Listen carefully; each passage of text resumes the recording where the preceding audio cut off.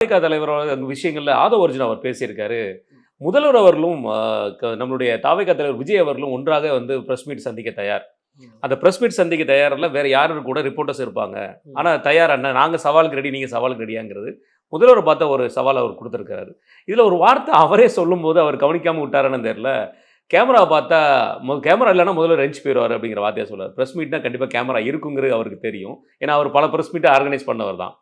அவரோட இந்த சவாலை எப்படி பார்க்குறீங்க? அதுவும் முதல்வர் ஏற்று இந்த சவால் கொடுத்துருக்காங்க, எப்படி பார்க்குறீங்க? போகாத ஊருக்கு வழி சொல்கிறதுன்னு வாங்க சார்.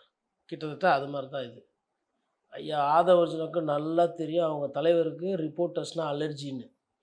சினிமா ரிப்போர்ட்டர்ஸ் மாதிரி போட்டு ஏமா ஒரு ஷார்ட் நடிச்சிருப்பார் பாருங்கள், ஒரு டைவ் அதில் விஜய் சார் பண்ணியிருப்பார், அந்த வேலை பார்க்குறதுக்கு வர்றது கிடையாது. பத்திரிகை துறையில் அரசியலில் விமர்சனம் பண்ணுறவங்களோட நோக்கம் என்பது அந்த தொழிலுக்கு உண்டான கேள்வி தன்மை தரம் என்பது வேறு. அப்போ விஜய் அவர்களுக்கு அது வராது. நான் சொல்கிறேன், 2 பத்திரிகையாளர் சந்திப்பு தாங்க மாட்டார் அவர். இந்த படத்துலலாம் சொல்ல 2 ரவுண்டு தாங்க மாட்டான்னு சொல்லுவாங்க சார்பேட்டா பரம்பரை. அது மாதிரி 2 பத்திரிகையாளர் சந்திப்பு அவர் தாங்க மாட்டார்.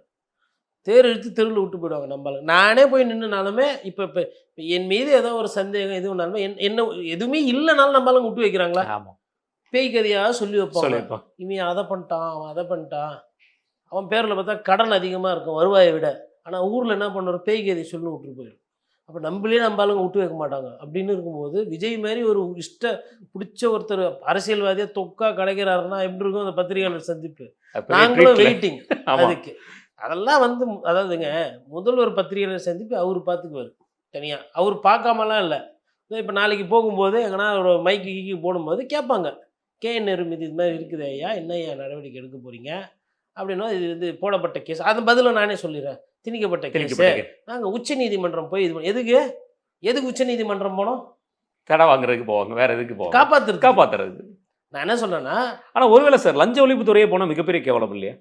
அதை பற்றி நாங்கள் கேட்குறது, நாங்கள் தான் இப்போ தான் ஏதாவது தொடச்சிக்குவோம்ல. ரைட்டு.